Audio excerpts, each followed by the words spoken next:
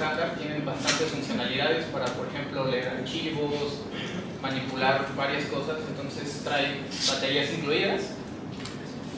Otro punto importante que también estamos aquí es la comunidad.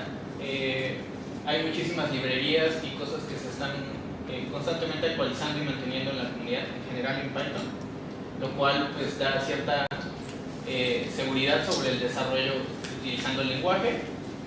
Y una de las cosas interesantes es la versatilidad o el uso que le podemos dar a Python, desde cosas muy sencillas como scripting para automatizar cosas hasta inteligencia artificial o cosas muy complejas.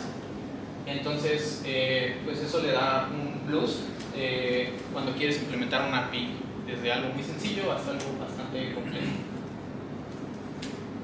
Ahora, para poder desarrollar una API web en Python hay varias opciones.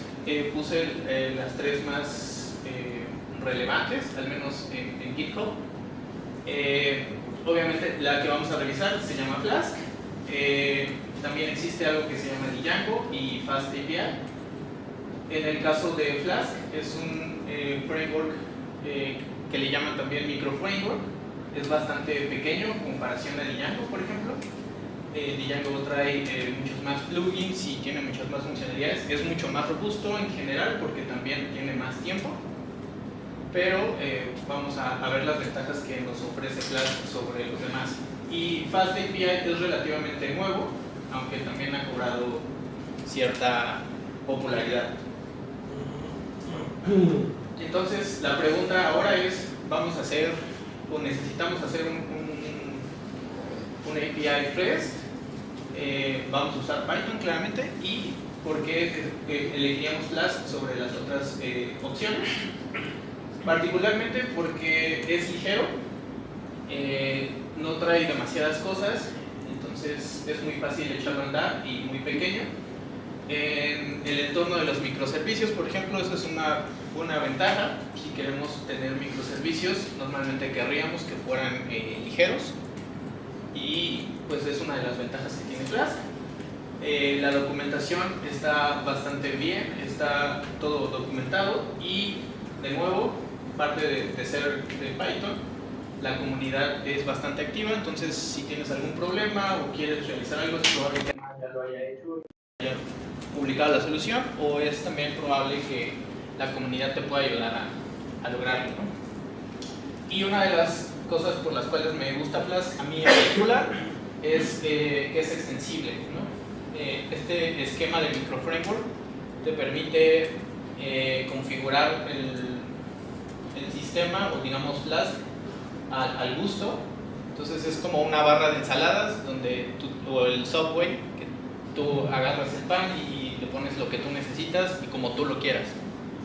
En caso de Django hay muchas cosas que están preconfiguradas, son muy rápidas, pero cambiarles el funcionamiento o adaptarlos para algo que tú necesites muy específico a veces se vuelve un poco complicado.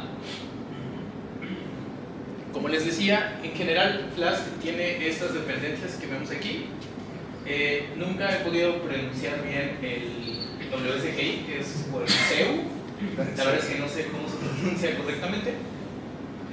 Pero es el paquetito que permite conectar con peticiones HTTP y poder servir contenido web.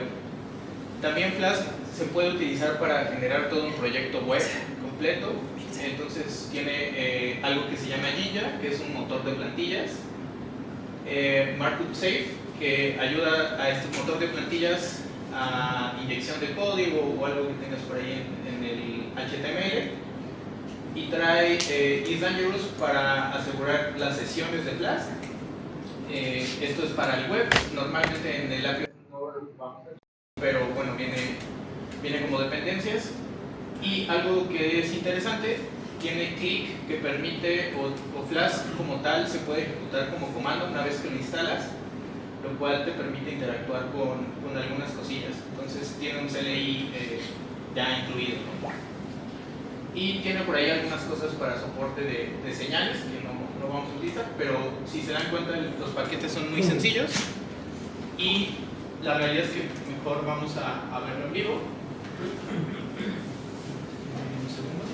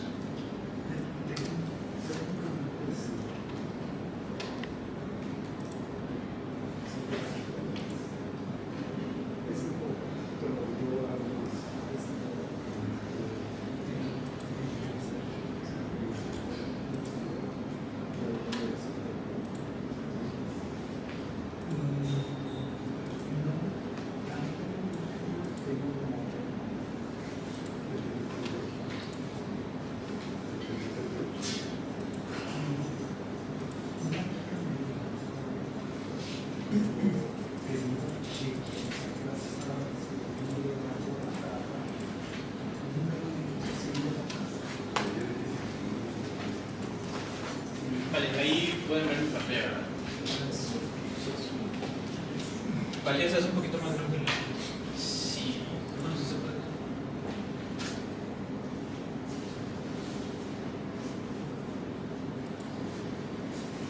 ¿Así ven bien o más? Está bien. Va.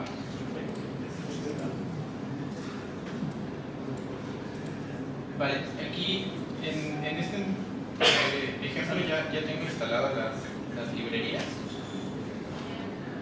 Lo que les comentaba es en la consola también puedes ejecutar Flask como comando, ya viene por default. Y puedes ejecutar algo como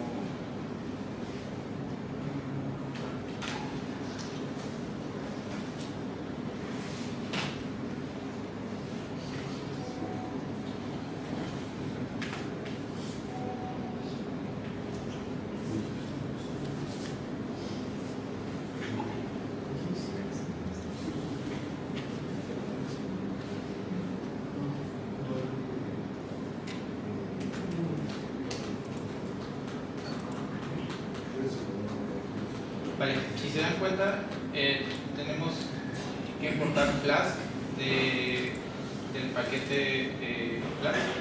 Este es el objeto que permite crear la aplicación y como argumento recibe un nombre y un objeto en el cual podemos empezar a anotar funciones con route, y esto nos permite crear un endpoint que va a contestar el servicio, y para poderlo correr lo voy a poner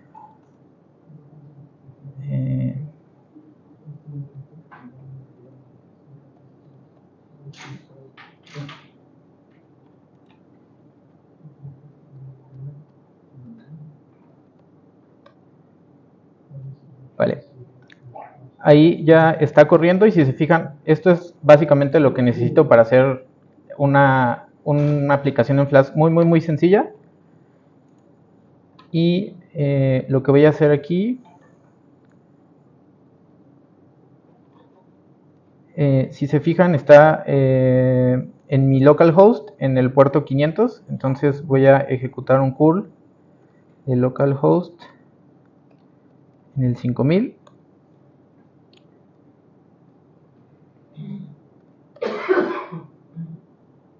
No sé por qué.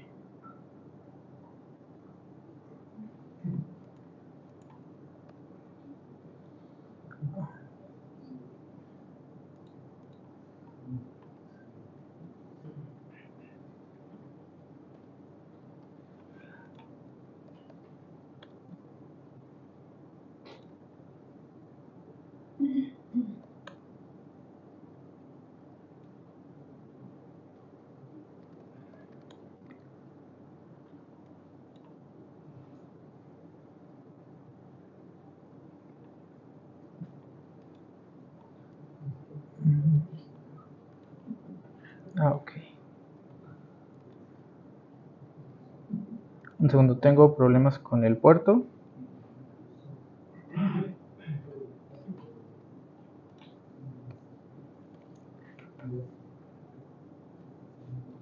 Parece que mi máquina tenía problemas con el puerto, pero bueno, lo cambiamos.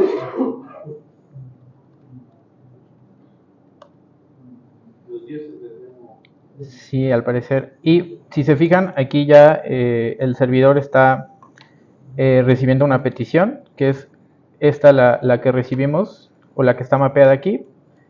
Y por default, al no especificarle en el curl, que está aquí, realmente está haciendo un get, porque no lo especificamos, y regresó 200. Si vemos lo que contesta de este lado, lo voy a volver a ejecutar. ¿Cuál es el curl, perdón? ¿O para qué sirve, perdón? El curl es una herramienta para ejecutar o hacer una llamada HTTP. Entonces, al final, el API REST viaja a través de HTTP. Entonces, la manera de consumirlos son con peticiones HTTP, y estas te permiten que la puedas automatizar con algún cliente HTTP, o que Front o una aplicación móvil o algún otro sistema se conecte a través de HTTP a tu servicio. En este caso, este es nada más para demostrar lo sencillo que es levantar una aplicación en Flask que ya contesta, y el curl es una manera de probarlo. Una pregunta, perdón, con todo respeto, digo, aunque sea con un signo ya cambia todo. Sí. Que le pongas donde sobre. ¿Perdón? Ajá. Con un signo que le sobre o que no tenga ya cambia todo. Sí, porque recordemos que hablábamos de las URLs, que es la definición que tenemos para los API REST, o el contenido web. Entonces, si la URL cambia, representa otra cosa, y si ya no lo conoce, ya no se comporta igual. Es decir, mira, si yo aquí no le pongo test, él lo que realmente me contesta es que no sabe de qué le estoy hablando. Es decir, un 404 que no lo encontró. Porque es diferente. Si yo lo escribo, digamos, mal, con test, por ejemplo, también él no sabe qué es. Y eso es parte del estándar de HTTP, es el protocolo. Cuando él le preguntas al servidor algo que no conoce, te contesta con 404. O al menos así debería ser. Y, por ejemplo, eso es, digamos, protocolo de HTTP. Yo podría ejecutar otro método. Es decir, la URL es correcta, pero el método HTTP que ejecuto es incorrecto. O bueno, es un post en lugar de un get. Y lo que me va a decir es que no está permitido este método. Es otro HTTP status code. Entonces, el servidor me está diciendo que no puedo ejecutar un post en este recurso. Y en realidad, si se fijan, eso ya está por default en Flask. No necesito especificarle nada en particular. Lo que sí puedo hacer, por ejemplo, es aquí ponerle...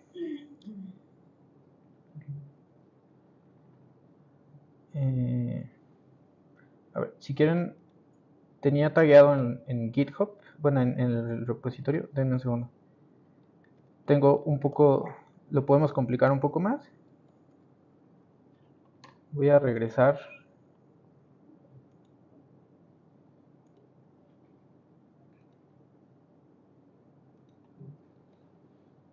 Y lo que tenía en el repositorio que estaba público, pueden revisar los tags.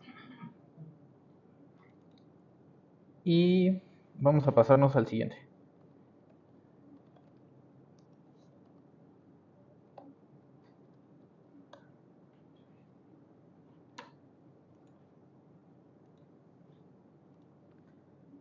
Lo que hice es cambiar un poco la estructura. Aquí voy a saltarme un poco algunos pasos. Si se fijaron en el anterior, en un solo archivo de Python está todo el servidor.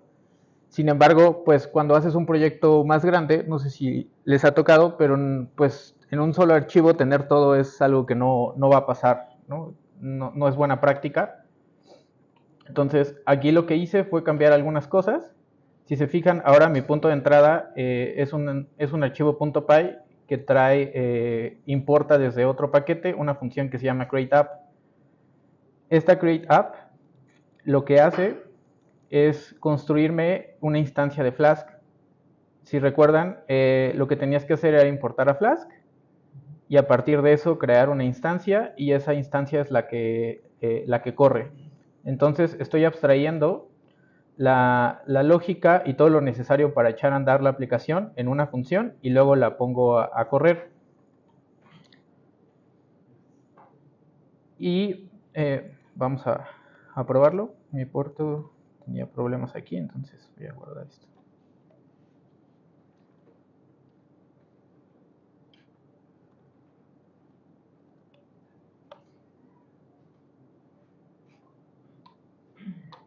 Y esta versión tiene algo en Flask que se llaman blueprints. Y si recuerdan, los endpoints los había definido en un solo archivo. Aquí en la estructura estoy separándolos por, digamos, por funcionalidad.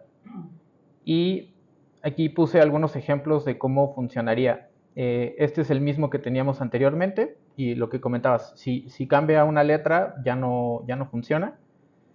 Y aquí tengo diferentes versiones, ¿no? Por ejemplo, si se fijan, lo que tiene que estar anotado con esta sintaxis de ruta, y aquí en este ejemplo yo solo le estoy regresando un texto, un string, ¿no? Una variable que trae texto. Un segundo.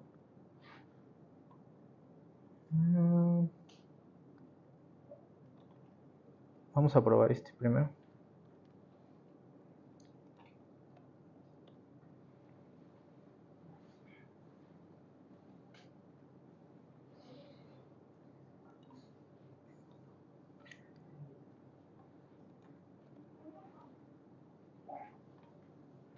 Y ahora sí, perdón. Este es el ejemplo que teníamos anteriormente.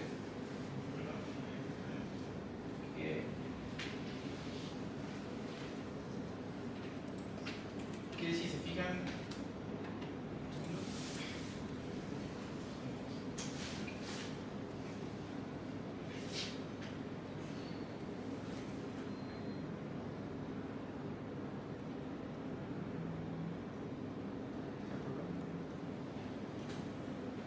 me vuelve a contestar el Hello World, y este es lo que contesta el protocolo HTTP. Un punto interesante, recuerdan que Flask tenía el WSGI de WebServer, bueno, no lo sé pronunciar bien, y en la petición está diciendo que el servidor es Python. Y tiene esto que está aquí, son los headers del protocolo. No sé si estamos familiarizados con HTTP y su funcionamiento. Vale, entonces aquí se ve lo que está contestando y que pues es el servidor de Flask. Aquí, por ejemplo, lo menciona a la hora de levantarlo. Estamos levantando un ambiente de desarrollo y este esquema no es ideal para producción. Sin embargo, bueno, estamos haciendo pruebas. Ahora, este que está aquí, el siguiente, dice versión. Y si se fijan, ahora en el return tengo un diccionario en lugar de un string y también lo regresa y no tiene problemas. Desde el punto de vista de HTTP y la respuesta, ¿esto alguien sabría qué es? ¿Hablas de un JSON? Justo, eso es un JSON. Y si te fijas, tú le regresaste un diccionario. Creo que es más o menos entendible cómo traduce este diccionario en un objeto JSON, ¿no? Pero es algo que hace automáticamente. Tú no le necesitas parsear nada, salvo algunas excepciones, siempre y cuando todos los elementos que estén aquí sean serializables.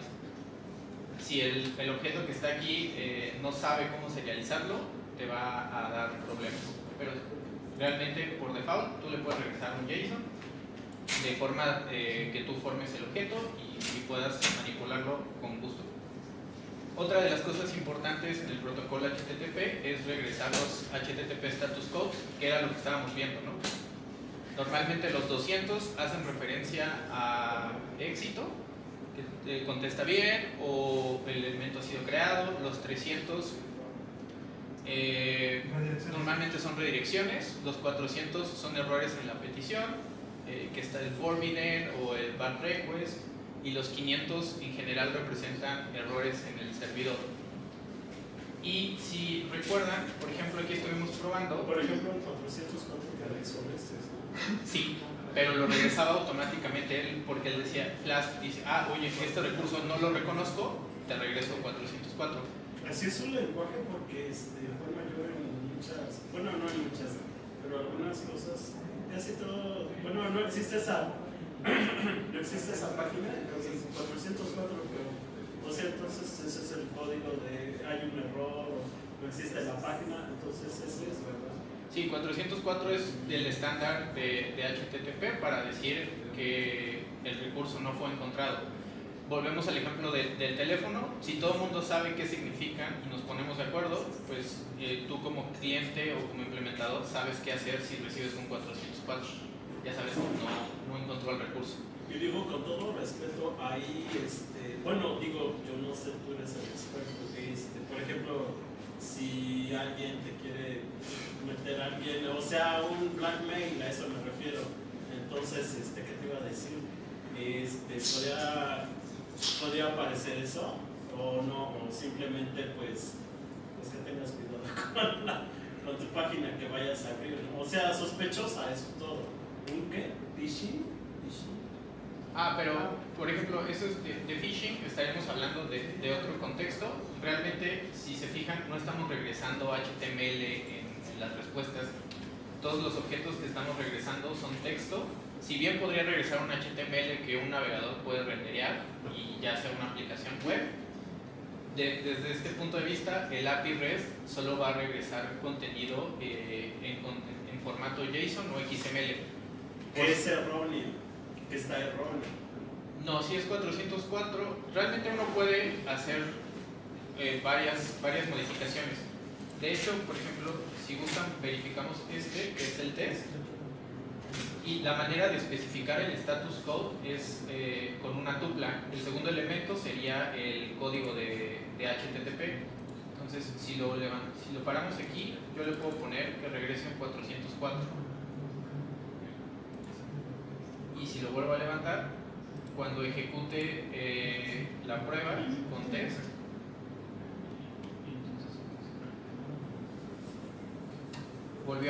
ella me contestó 404, pero porque yo se lo indiqué. Yo como implementador del API tengo el control de decidir qué regresar. Lo importante de todo esto es que sigamos la convención. Y si yo regreso un 404 es porque efectivamente no encontré lo que me pidieron. Seamos consistentes. Entonces, en resumen, las funciones wrapeadas con Flask pueden regresar un string, pueden regresar un diccionario, que sería un JSON cuando se convierte en HTTP, una tupla, que el segundo elemento sería el HTTP status code, y también puedo regresarle headers customizados, que puede ser interesante cuando tienes tokens de autorización o algún header que requieras customizar. Entonces, vamos a probar este de headers. Y si se fijan, me está regresando el 404 porque aquí se lo puse. Y el custom header que tiene el texto de Flask debería aparecer aquí.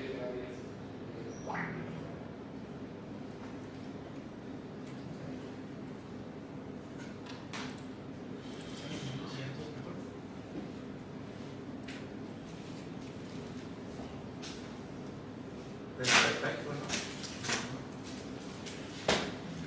Sí, está mal escrito. ¿Okay? Y si se fijan, aquí ya me permitió agregar este header que es un diccionario donde está llave valor para los headers. Entonces, es un pequeño ejemplo de cómo puedo regresar contenido HTTP para un servicio con sus diferentes variantes. Ahora,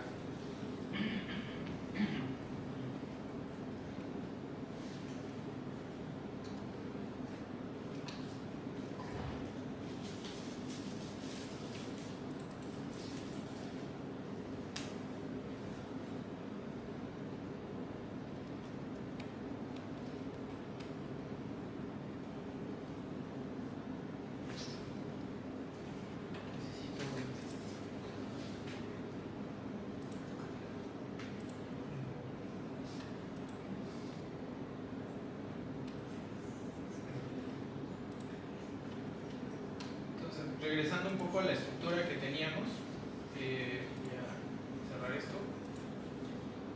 Hay una razón por la cual se convierte en un esquema o un patrón de diseño en Flask importante el utilizar esta función de createApp. En realidad se puede llamar como sea, pero el patrón de diseño se llama factory. Significa que esta función abstrae toda la lógica para construir mi instancia de la aplicación. Si revisamos, esta función ahora genera una app de Flask que se llama REST API, pero la configuración del mismo la lee a través de un objeto con la función de FromObject y este objeto lo importo de settings. La cosa interesante es, normalmente cuando diseñamos un sistema o un API, es común que tengamos ambientes diferentes, ¿no? El ambiente de desarrollo, el ambiente de SPG, el ambiente de pruebas y el ambiente, ustedes podrían nombrar diferentes ambientes. Y dependiendo de esos ambientes es común que cambien algunas variables, como si tienes una conexión a una base de datos o algún servicio externo. Incluso algunos valores de configuración propios pueden cambiar entre ambientes. Entonces, no podemos estar haciendo una aplicación y estar hardcodeando cosas o cambiando para poder ejecutar pruebas o para levantarlo en mi local o para levantarlo en producción. Lo que se hace con este createApp es permitir que, bueno, aquí este es un patrón bastante común, el cual es un diccionario que tiene como llave objetos que contienen la configuración que requiere el ambiente. Este de producción lo puse un poco de prueba, pensando que la base de producción es un Postgres, pero en mi ambiente local voy a utilizar una base de datos de SQL3, por ejemplo. Entonces, las variables que lee Flask las puedes nombrar como atributos dentro de la clase y las va a utilizar para configurar la instancia de Flask. Noten que también estoy heredando de una configuración base, entonces me permite extender ambientes que tengan configuraciones similares y solo sobreescribir lo que yo necesito cambiar, que en este ejemplo lo más relevante es la referencia a la base de datos. Y como es Python y es código, yo puedo construir ese string de conexión de la manera que se acomode o que sea pertinente, ¿no? Por ejemplo, este string solo cambia por el nombre del archivo y aquí lo tengo, pero lo podría leer de algún otro lugar, cargarlo de una variable de entorno o como está ahí, ¿no? Tal cual escrita. Si alguno de ustedes ha hecho conexiones a la base de datos, normalmente tienen sintaxis en donde cambia el conector. Entonces tú puedes cambiar fácilmente entre ambientes y decir, bueno, pues en un ambiente de pruebas me conecto a MySQL y en otro me conecto a Postgres, o cambiar ciertas configuraciones usándola programáticamente, ¿no? Digamos las bondades de Python. Una vez que esto se lee, noten que ya no está en un proyecto simple, en un solo archivo, sino ya se empieza a volver una estructura más compleja. Y dentro de lo que comentaba en Flask, hay cosas que le llaman extensiones. Si se fijan, Flask, así como lo instalamos, no tiene ningún ORM, no tiene manejo de cores. todas esas cosas se instalan o se agregan de acuerdo a plugins. Lo que está cool así es tú traes solamente lo que necesitas, e incluso si tú sabes cómo configurarlo, puedes configurarlo sin tener que pasar por los plugins de clase. En estos ejemplos utilicé los plugins comunes a modo de ejemplo. Entonces lo que se hace es tener dos funciones que registran todas las extensiones, y ahora vamos a ver también el tema de los blueprints. Entonces, en las extensiones normalmente son paquetes que se instalan y requieren veamos UDS paquetes que se instalan y requieren instanciarse. Una vez que se instancian, le puedes pasar la instancia de aplicación desde el constructor o se la puedes pasar con un método. La ventaja de pasárselo como método es que esta instancia se construyó antes, si lo ven, se construye antes, se configura antes y ya solo pasa por el registro. En este caso, db y migrate. Este db y migrate realmente son plugins de SQL Alchemy y de migrate, que es el ORM y Alchemy, que permite hacer migraciones de los modelos. Aquí aparecieron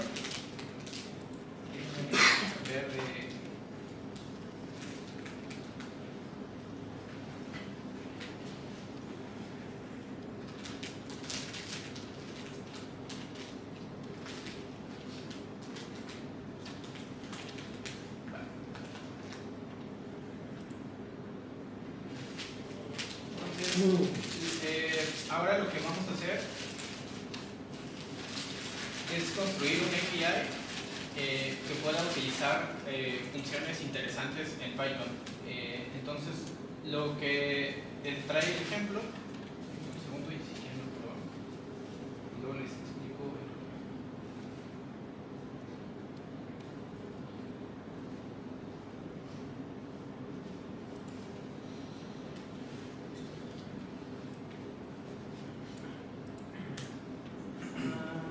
Ahí pueden ver mi pantalla. Vale, esta aplicación que estamos viendo es una forma interactiva o mucho más visual de hablar con los peticiones HTTP. Anterior estábamos usando Pool, que es una interfaz de comandos. No sé si alguno de ustedes ha usado Postman en el pasado. Sí. Pool. Entonces, creé un pequeño catálogo de Postman para hacer algunas pruebas y poder ver visualmente lo que contesta. Entonces, lo que hice fue definir un endpoint de images y este me regresa contenido de la base de datos y me regresa un objeto que trae la información de las imágenes que le puedo cargar. Y también estas imágenes las puedo traer por ID. Por aquí puse una imagen de un gatito, pero lo que me pareció interesante ejecutar o implementar en este API es, si se fijan, tengo un endpoint que es images y le puedo aplicar un filtro y tengo diferentes filtros para aplicar a las imágenes que ya cargué. Entonces, desde cierta perspectiva, ejecutar este tipo de filtros con Python en un script es muy sencillo. Bueno, siguiendo ciertas instrucciones es simple, pero a veces es un poco no tan útil, sobre cuando quieres usarlo en un ambiente productivo, cuando quieres compartirlo con la comunidad. Con Flask es muy fácil volverlo un API que alguien pueda invocar y empezar a utilizar. Entonces, lo que hace este endpoint es que recibe como parámetro el tipo de filtro que le quieres aplicar a la imagen. Y bueno, aquí también lo utilicé como forma de, no sé si se alcanza a percibir al cambiar, pero hace un blur de la imagen. Esto lo hace al vuelo, lo que hace es recuperar la imagen que yo cargué previamente y me permite aplicarle el filtro. Entonces, si gustan, vamos a cargar una nueva imagen y probar cómo funciona. Tengo otra imagen de prueba. yo interactuando con el endpoint del API, ejecuto un post a images y con form data le cargo el archivo y si se fijan me regresa un JSON que me menciona que todo salió bien y me menciona o me da la información de la imagen que guardó. Esta información está guardada también en la base de datos, entonces denme un segundo. Nos conectamos.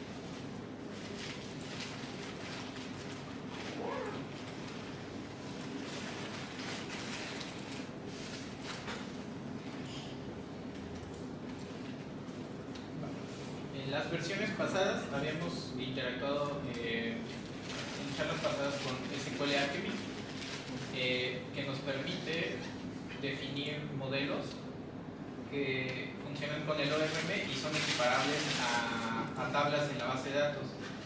Como este API es, digamos, de ejemplo para mostrar cómo se ejecuta en Flask de una manera simple, generé un modelo para guardar la información de las imágenes que estoy cargando y estoy guardando un ID, el path o el nombre de la imagen, estoy guardando un hash de esta imagen, el content type, que sería el tipo de la imagen, y estoy guardando cuándo creé la imagen, un borrado lógico y la fecha en la que lo edité.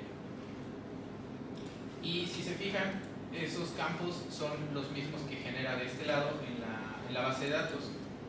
Y aquí está la imagen que acabo de subir, o que usé de ejemplo. Si se fijan, pues, acaba de ser creada. Entonces, puedo volverla a recuperar con el ID. Ese ID es el ID que me dio la información que venía acá. Es decir, es el ID número 2. Y para probar algo, ejecutemos esto. ¿Alguien sabe qué pasó? El ID era 2. Era 2. Y ahí estamos de nuevo el 404. Si se fijan, regresa al 404 y en la información del contenido me dice, oye, espérame, la imagen no la encontré, ¿qué es lo que está buscando o el recurso que yo le estoy pidiendo al servidor? Efectivamente es porque le puse 3 en lugar de 2. Tal vez aquí la imagen es un poco enorme, no funciona del todo, pero podemos hacer algo para verlo. Como este API no tiene autenticación, sí, vamos a ver si funciona agregarlo desde el navegador. Y ahí está la imagen, ¿no? Esto funciona porque no tiene seguridad. Normalmente los APIs tendrían algún API de autorización o algo así. Y porque es un método get, ¿no? Lo hice a propósito para poderla ver en el navegador. Y ahora podríamos jugar con el filtro.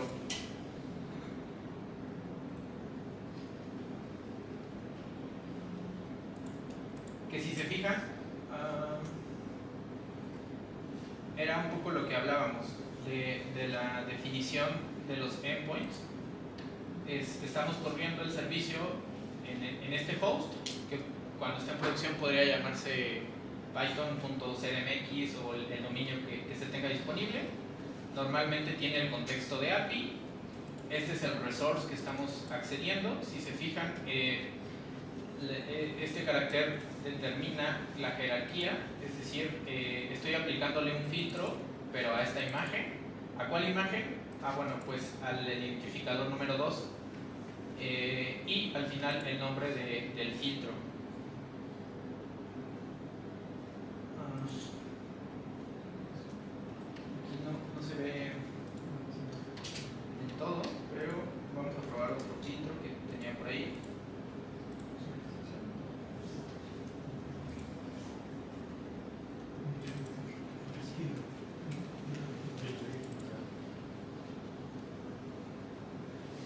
ese se nota más, ¿no?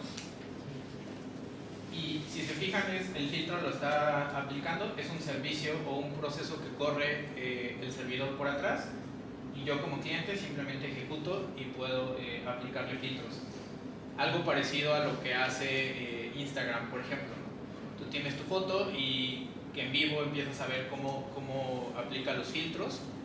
Es un ejemplo muy sencillo de cómo hacerlo, pero realmente la estructura es sencilla. Ahora, ¿alguien sabe cómo hacer ese tipo de filtros en Python? Hay una librería muy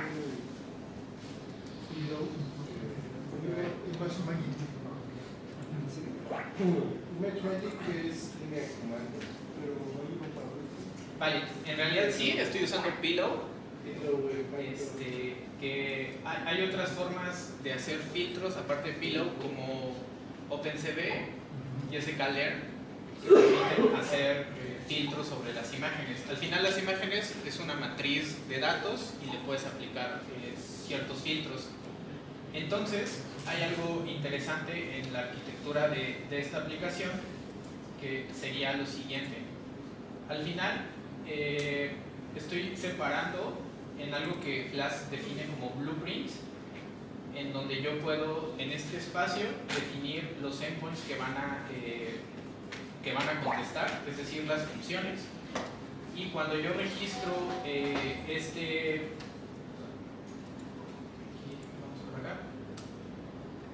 cuando yo registro este blueprint, le puedo poner el prefijo que yo necesite para poder separar por contextos los blueprints. Entonces me permite abstraer funcionalidades a través de o segmentarlas a través de estos blueprints. Aquí yo le estoy llamando images, y si se fijan son los endpoints que probamos. Es una ruta de images, me permite hacer un get y un post, y ¿se acuerdan? Si yo ejecuto un get, me da la lista de las imágenes que tengo en la base de datos. Aquí estamos abstrayendo cierta configuración.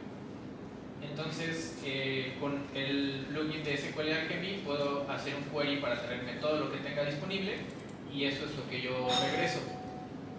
Ahora, si recuerdan, si yo le quito esto, bueno, vamos a comentarlo. ¿Recuerdan qué pasa si se regresa un diccionario con objetos que no son serializables?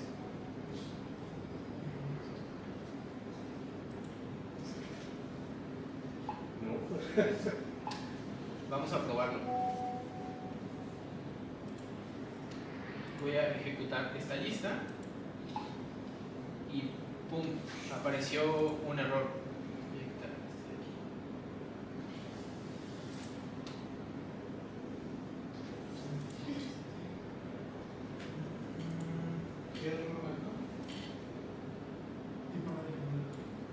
Este error es porque dice que esta clase, bueno, este objeto de tipo image no es serializable en JSON.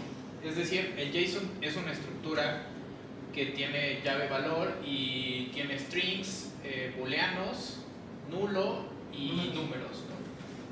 Cualquier otra cosa en realidad no la puede representar en un JSON, entonces no sabe qué hacer y dice, oye, espera, esto no lo puedo convertir en un JSON.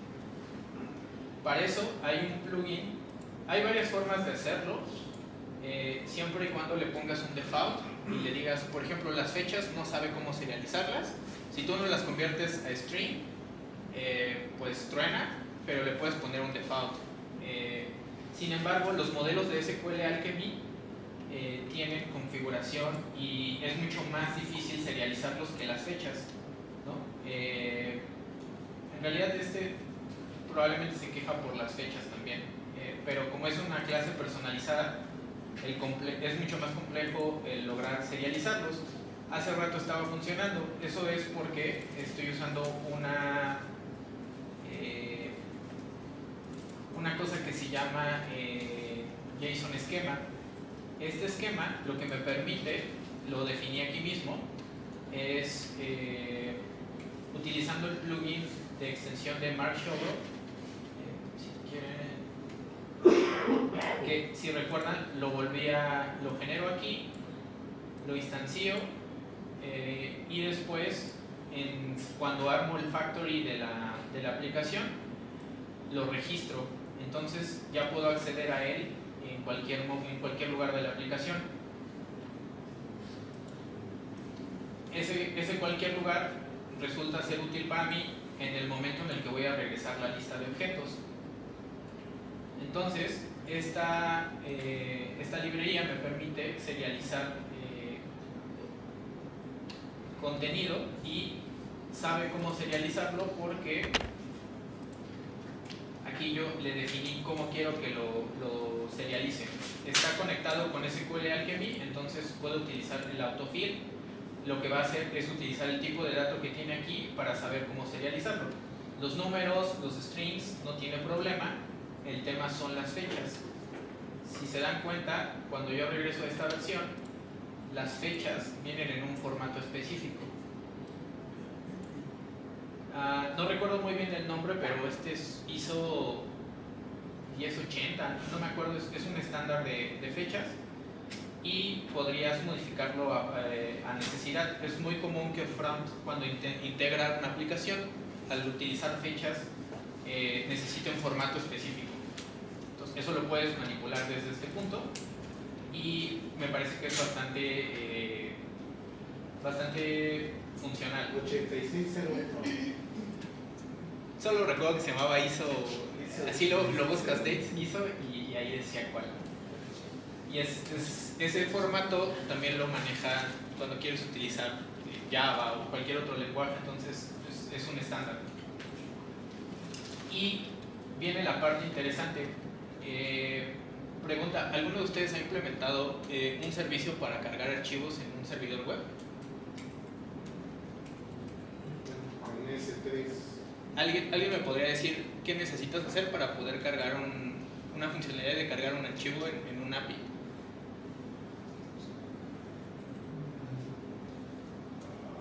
Habilitar el multipart. Vale, sí, necesitas... Hay varias opciones. En web hay dos maneras de cargar la imagen. En el multipart, o puedes serializarla en base 64 y dársela en el JSON. Va. Y ahora, ¿cómo haces para recuperar el contenido del archivo desde el lado del controlador o desde el código del servidor? Si es multipart con el request files. Vale, aquí yo estoy usando el multipart y hago un request files. Y entonces, esto que está aquí, ¿qué sería? Un archivo.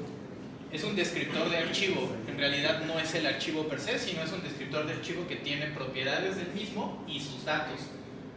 Pero otra cosa interesante que tengo aquí es, si se fijan, la lógica para subir el archivo está abstraída en otra clase. Realmente aquí, si se fijan, no hago mucha referencia a cómo es que hago la subida al archivo. Primero se hace el descriptor y después se le sube la imagen.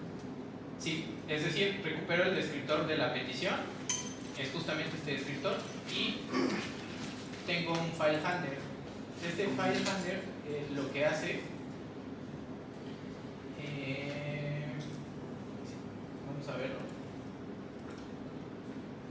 En mi ejemplo que tengo es bastante interesante, o me gustaría compartirlo, porque justamente estoy subiendo los archivos con una interfaz de S3, pero sin subirlos a AWS o a Google Cloud.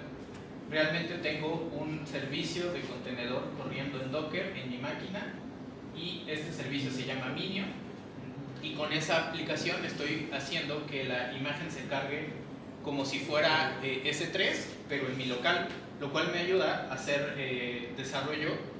Y esa librería funciona también con S3, entonces realmente estoy haciendo Minio. Perdón, mencionaste Docker.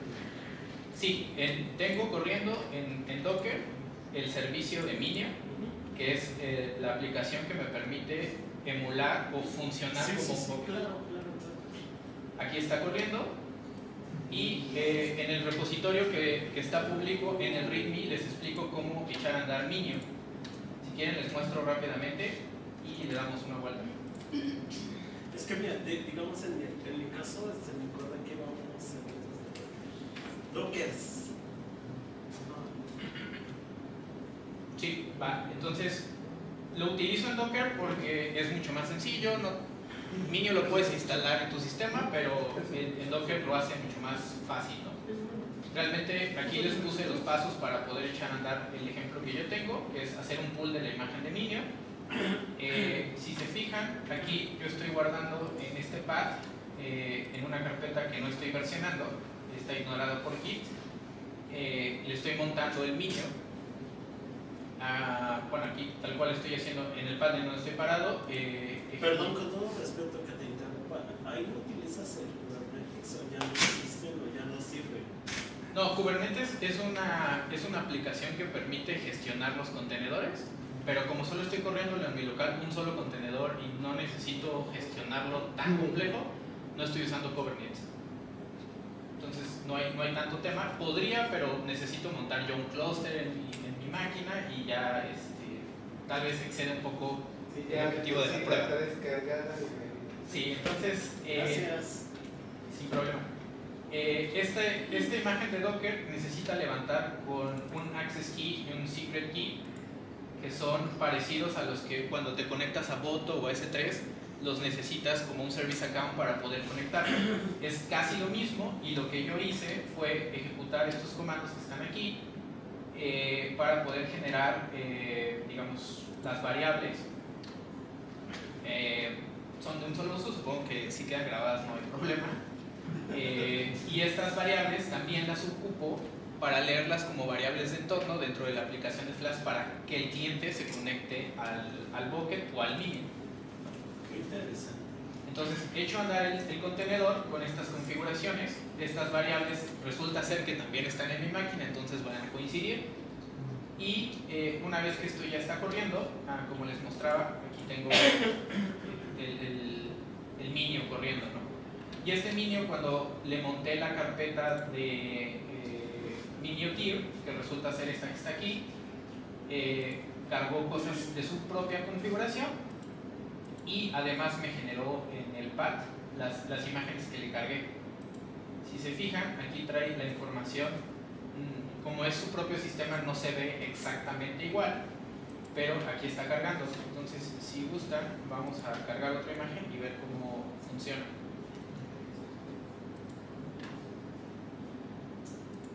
Entonces, repetimos la operación.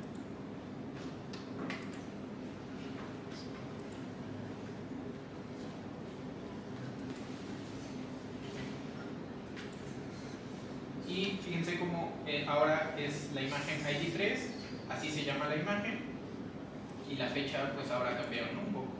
Y una cosa interesante es que en el multipart con los headers, yo nunca le especifiqué qué tipo de imagen era.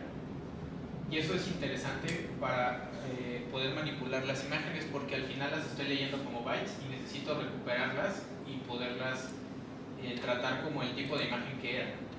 Entonces, regresando al punto, yo cargo la imagen.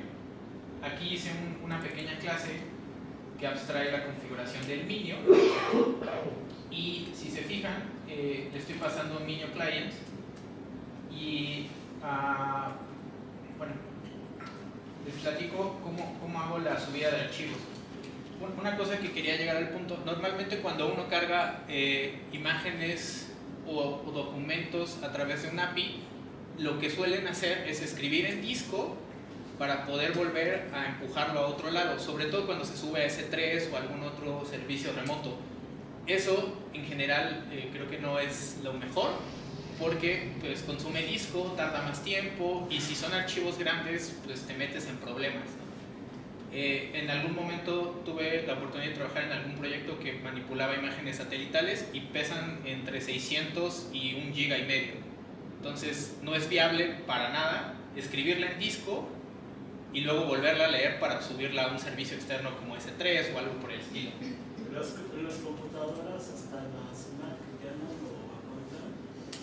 No, sí lo aguanta, lo único que pasa es que tarda mucho tiempo en escribirlo en el disco y luego de ahí lo tienes que volver a leer para que tu programa lo pueda subir a S3, por ejemplo, o a Google Buckets. Entonces, lo que yo hice Pero digo con todo respeto, o sea, bueno, si yo comprara una Mac, o sea, es como obsoleta, bueno, tú como experto, es la cantidad de kilobytes, terabytes, o no sé, megabytes, o no sé, digo con todo respeto para que más o menos Sí, corra, ¿no? Lo que puedes hacer ahí. No sé si me alcanzas a entender. Sí, por ejemplo, si tú subes imágenes de ese tamaño, pero una o dos, pues la verdad es que cualquier máquina normal no le va a costar, o sea, no se va a morir, le va a costar tiempo, pero no le va a pasar nada. El problema es cuando tienes un API que quieres que sea productivo, que lo ocupe toda la gente y que tengas 10, 20, 100, 200, miles de peticiones al mismo tiempo, entonces ya no te va a alcanzar los recursos. Ahí es donde entra el problema. Y eso lo puedes estimar un poco con la cantidad de datos que quieres estar moviendo. Entonces, si tienes un promedio de imágenes, las fotos ahora con la resolución de un celular pueden variar entre 10 y 15 megas, entonces haces más o menos un cálculo de cuántas podría soportar tu sistema con la capacidad del hardware que tienes. Y ahí, perdón que te interrumpa, con todo respeto, bueno, yo no sé tú como experto, por eso pregunto,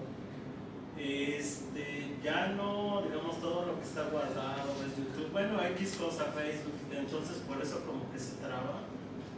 Luego se traba, o bueno, no sé, por eso tú. No, depende tú como experto. Depende cómo esté implementado. La verdad es que hay algunas cosas que tienen patrones bastante interesantes, pero depende de cómo esté implementado. Incluso puede ser más bien un tema de conexión de la máquina o un tema de pues del recurso, pero en general no tiene relación hacia el performance que pueda. O sea, digamos a lo que yo me refiero, que tanto pese, ¿verdad? Sí, perdón. Ahí realmente lo que estoy usando es el cliente de Minio, pero si se fijan, yo lo que le pasé aquí fue el descriptor de archivo y lo paso por una función que me dice si el tipo de archivo es permitido, si el nombre está bien. Si no, regreso, si recuerdan, puedo regresar a un diccionario, que es el JSON, y un código de HTTP, que para esto es 400. Es decir, lo que me estás mandando está mal. Pero ahora lo que hago es leer el descriptor de archivo y no lo escribo en disco. Realmente lo que voy a hacer es pasárselo a una función que me permite leerlo a través de una cosa que se llama bytes.io. Básicamente estoy haciendo como pipes, ¿no? Leo a través de la petición y lo conecto como directo hacia AS3 y yo sirvo como un bypass.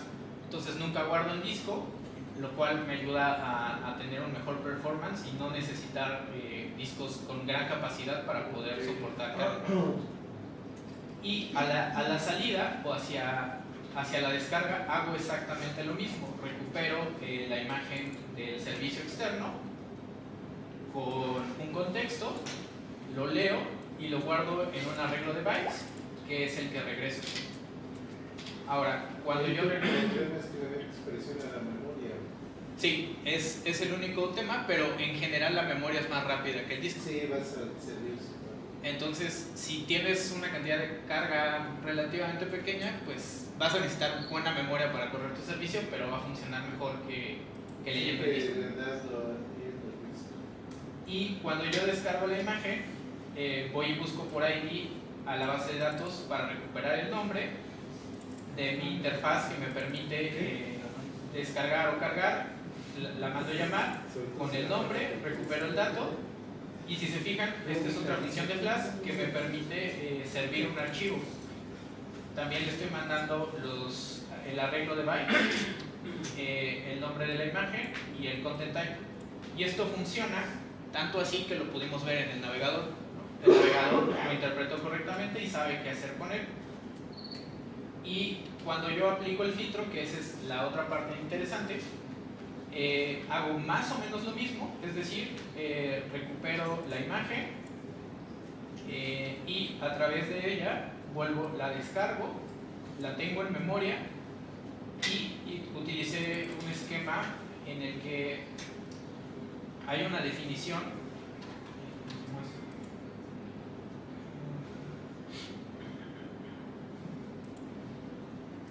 Hay una definición de una clase abstracta que se llama ImageProcessor, que me va a permitir 3 métodos, que es cargar la imagen, aplicarle un filtro y luego regresar la imagen. Y justamente utilizando Pillow hice una implementación de esto.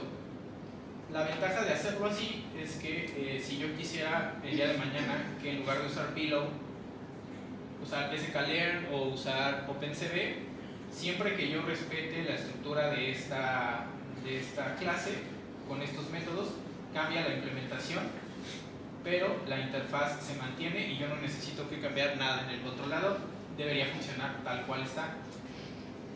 Esa es una de las grandes ventajas y es una forma interesante de poder reutilizar código y permitir que las funcionalidades puedan cambiar sin tener que pegarle digamos a la lógica del controlador.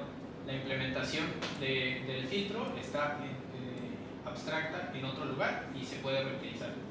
Entonces, si se fijan, aquí ya se vuelve muy simple. Realmente el filtro ejecuta el load image, el apply image, perdón, el filtro, y lo vuelve a guardar. Esto es cargar la imagen con Pillow y luego recibo como parámetro el nombre del filtro. Tengo por ahora estos 3 hardcodeados, o digamos procesados, y tengo la instrucción para poder aplicar el filtro. Regreso la imagen, que es un atributo de la propia clase, y después vuelvo a generar un bytes.io. Importante, el bytes.io lo que me permite es jugar con el arreglo de bytes como si fueran descriptor de archivo, lo cual me ayuda mucho a poder interactuar con todas las funcionalidades que requieran descriptores de archivo, pero sin leerlo desde el disco. Y les comentaba del content type, aquí es muy importante porque estos son bytes, pero él no sabe qué formato debe tener. Entonces, yo de aquí utilicé el formato y aquí lo estoy hardcodeando por ahora, pero con esto puedo determinar cómo debo de representar esa imagen, porque al final son datos crudos y la librería los convierte en una imagen.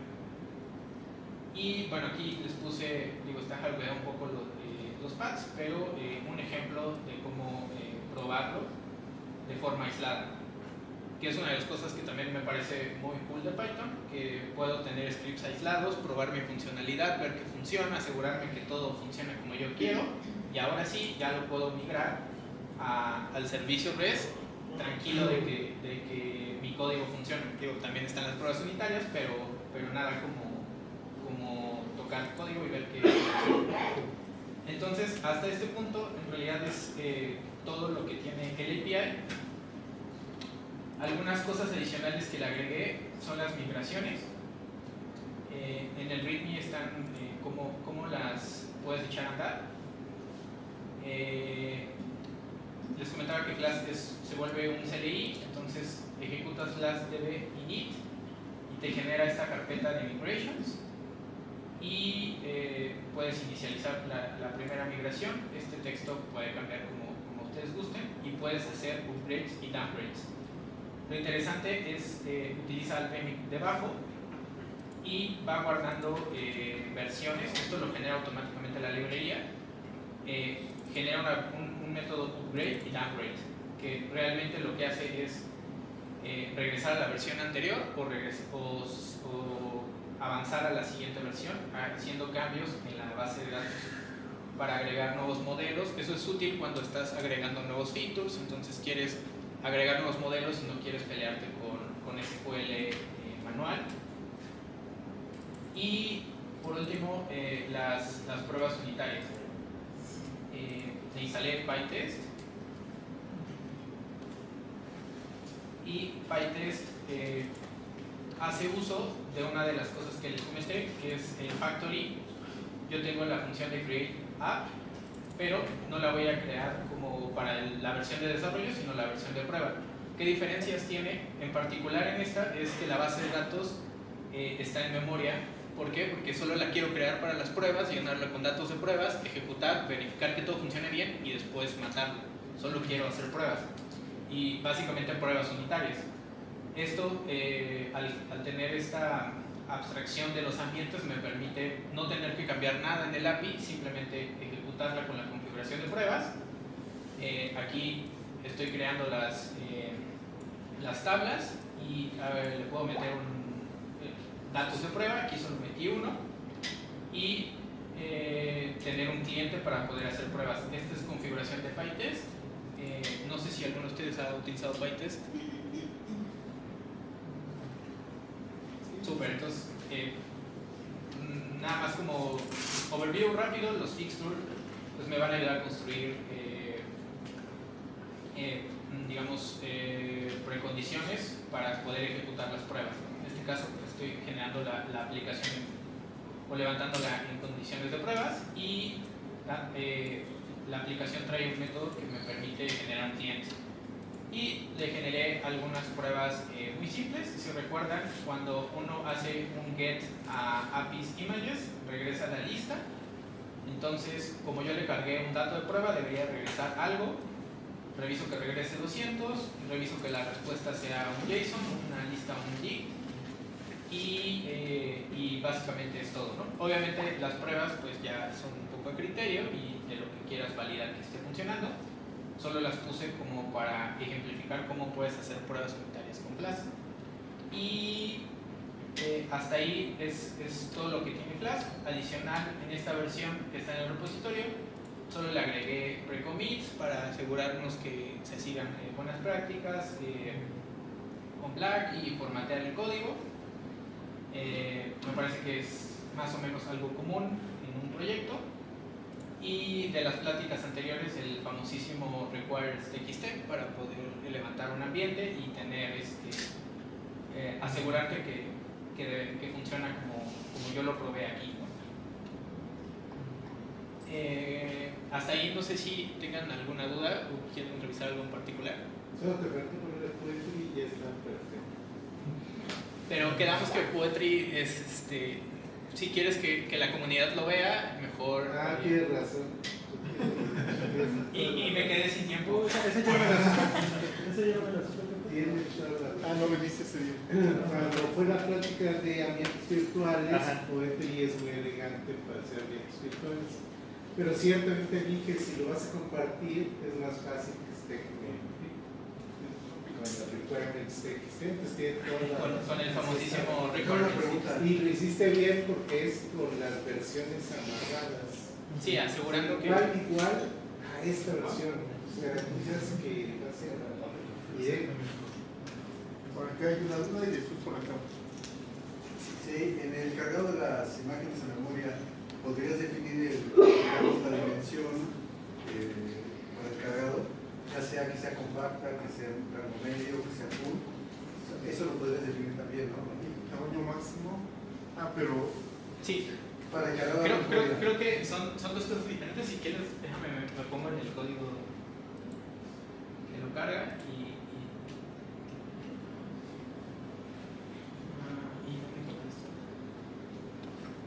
ok.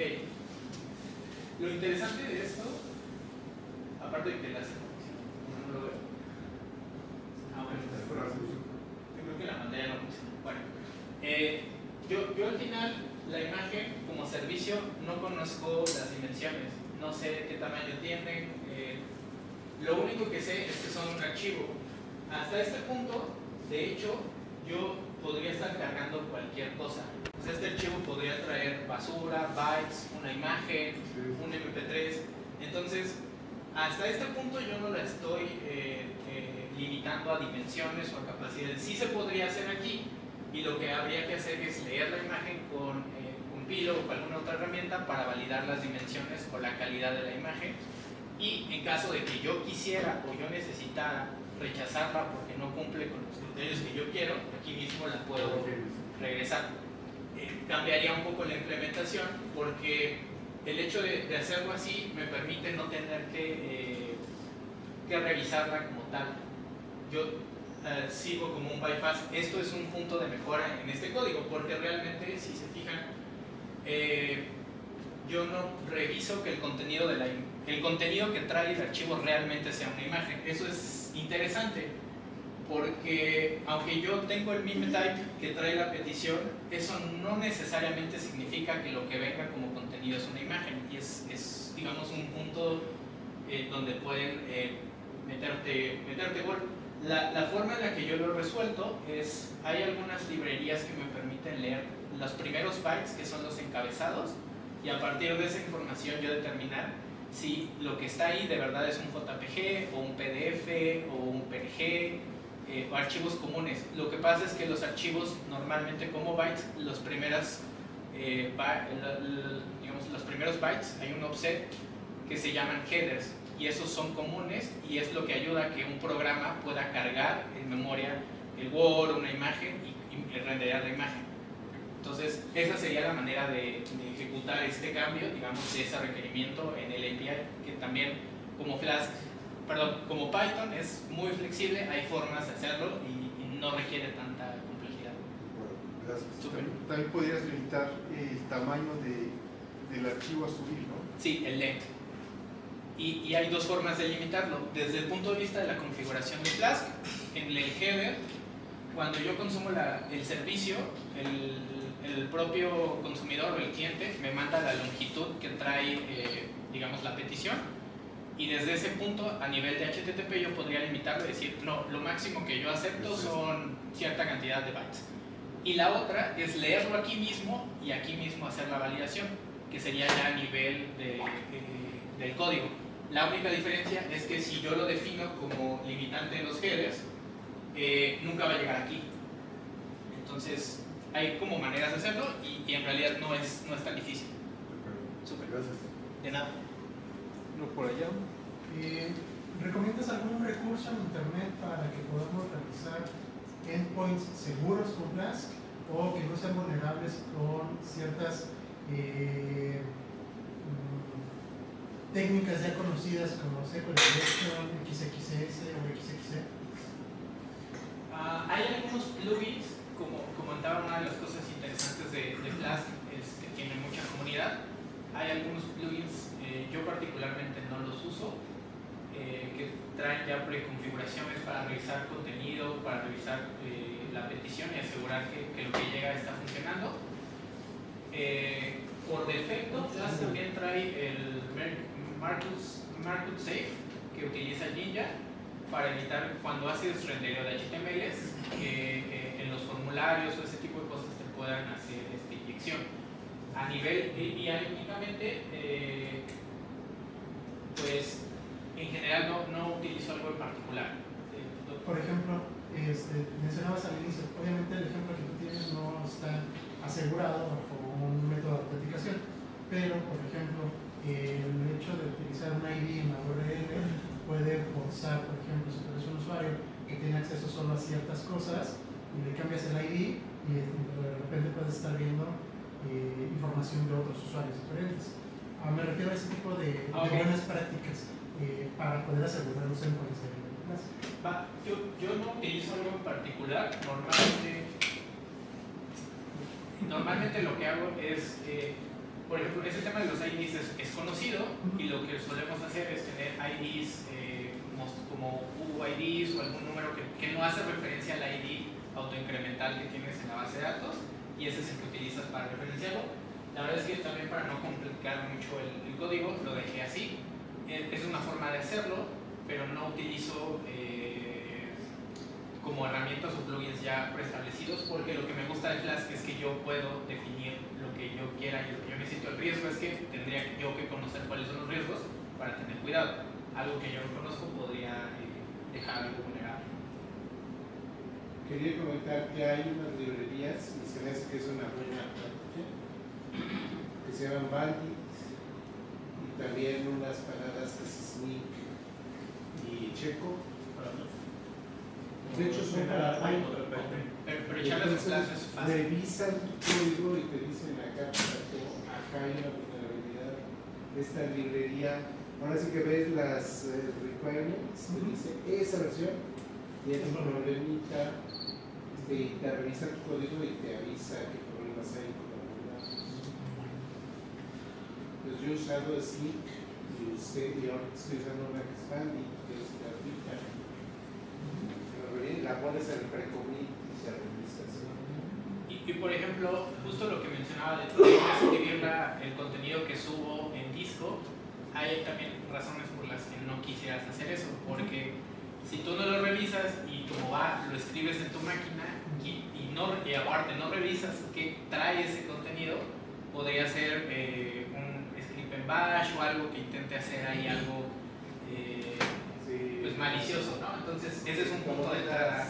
La verdad es que tampoco lo resuelve por completo dejarlo en memoria, pero pues, quieres asegurar que tu sistema no pase por ese tipo de cosas, aunque sí pues son cosas que normalmente se hacen, bueno, cuando yo las implemento son más manuales que algo ya preestablecido. ¿Qué es lo que me gusta de Flask? Normalmente sí veo cómo lo hace la comunidad y hay librerías que te permiten hacer checkups de algunas cosas e implementarlas con Flask. O sea, subirlas es muy fácil, simplemente las importas y no tienes que quebrarte la cabeza. Entonces tiene esa flexibilidad de quieres usar algo ya prehecho, que funciona y que está probado, pues úsalo, y si quieres hacerlo tú con algo custom también lo puedes hacer, lo cual para mí es bastante valioso. Como desarrollador es algo que me gusta. Gracias. Basado, por ejemplo, si en vez de subir una imagen quisiera subir un archivo no sé, comprimido de 1 giga, así, o sea, archivos demasiado grandes, ¿se podría hacer así para subirla? Sí, pero depende a lo que te refieras con la subida asíncrona.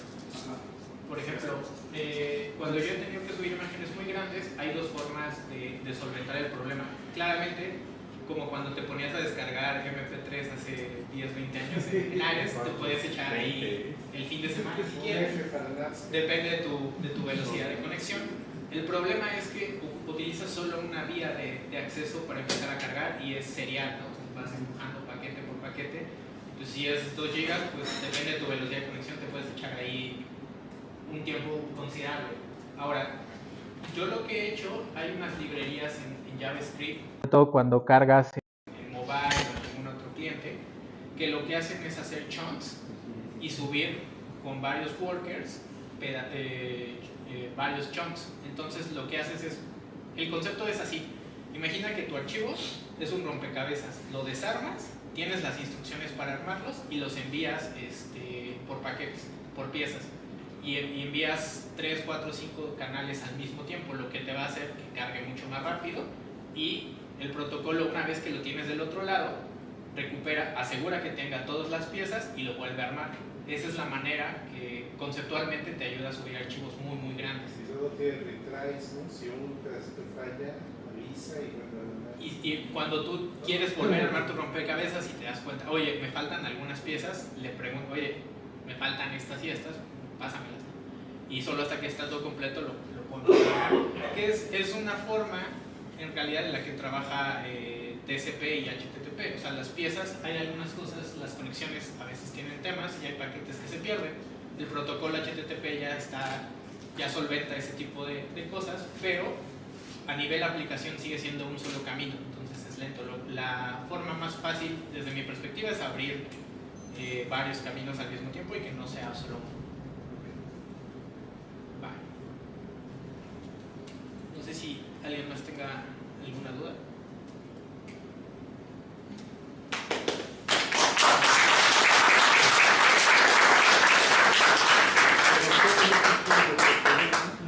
Pues muchas gracias a Alex. ¿Qué les pareció la charla? ¿Ya todos saben usar Flask? ¿O ya sabían usar Flask? Ya soy experto.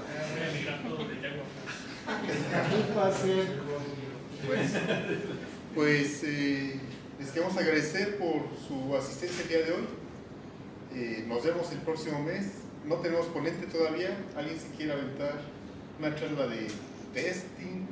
Háganlo porque si no lo voy a ver yo. O cualquier otro tema que de los mismos que vimos ahorita. Creo que hay algunos temas que se pueden tocar que quizá ustedes sepan y nosotros no. Esta versión todavía, la verdad es que me quedé un poco sin tiempo, pero falta volverla dockerizable, productiva, pero no quisiera la podemos dejar para después. La parte 2. Existe todo. Parte 2 falta. pues muchas gracias a todos. Hay pizza ahí atrás. ¿Quién se va a apuntar para la siguiente charla? Ahí van el mensaje. Si no, pues a David o Gus que nos... Ya que tenemos a mí ya me toca una. Invítalos al meetup de... Sí. Ah, sí, comercial. Comercial. Sí, No, pues muchas gracias por el espacio. Yo me presento, soy Alejandra Pérez, yo vengo de la comunidad de GitHub en Ciudad de México, normalmente hacemos eventos aquí en Platzi y este viernes vamos a tener nuestro segundo meetup del año, va enfocado a la parte de ingeniería de datos, entonces les invitamos a participar. Por ahí si tienen un canal, me parece que tienen el de Telegram, les puedo compartir el registro para que nos acompañen, ¿vale? Muchas gracias.